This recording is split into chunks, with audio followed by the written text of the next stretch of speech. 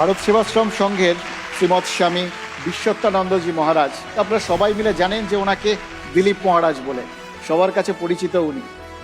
ওনাকে আমি মঞ্চে ডাকবো, কিন্তু তার আগে আমি ওনাকে সম্মাননা প্রদান করতে মঞ্চে ডেকে নিতে চাই শ্রীমতী স্বাগতা লক্ষ্মী দাশগুপ্ত, শ্রী রাঘব চট্টোপাধ্যায় এবং আমাদের প্রিয় অভিনেতা শ্রী আবির চ্যাটার্জি।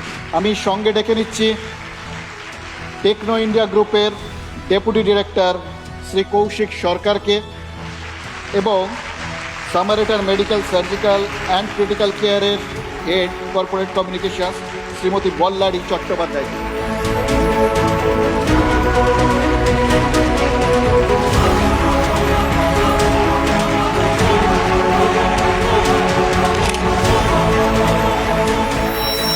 ভারত সেবাশ্রম সংঘের প্রতিষ্ঠাতা যুগাচার্য শ্রীমৎ স্বামী প্রণবানন্দজি মহারাজ এই যে সকলের কল্যাণ হোক, সকলের মঙ্গল হোক, এটাই তিনি চেয়েছিলেন এবং তার জন্য তিনি আত্মনমোক্ষার্থং জগদ্ধিতায় চ এই মন্ত্র উদ্বুদ্ধ করে কয়েকজন যুবককে সন্ন্যাসী করেছিলেন।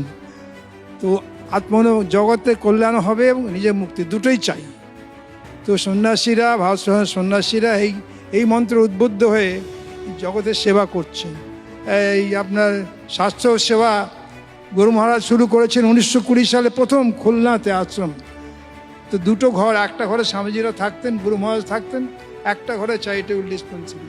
সেইখান থেকে ধীরে ধীরে আমাদের বিভিন্ন গ্রামে গঞ্জে charitable dispensary, mobile medical unit গ্রামে গিয়ে সেবা কার্য হবে। TV9 আমাদেরকে এরকমভাবে সম্মানিত করছেন। আমরা গরিব মানুষদের, সাধারণ মানুষের সেবা করছি, আমাদের এসব মানায় না, কিন্তু আপনারা দিয়েছেন, অত্যন্ত আনন্দিত। ওম শান্তি।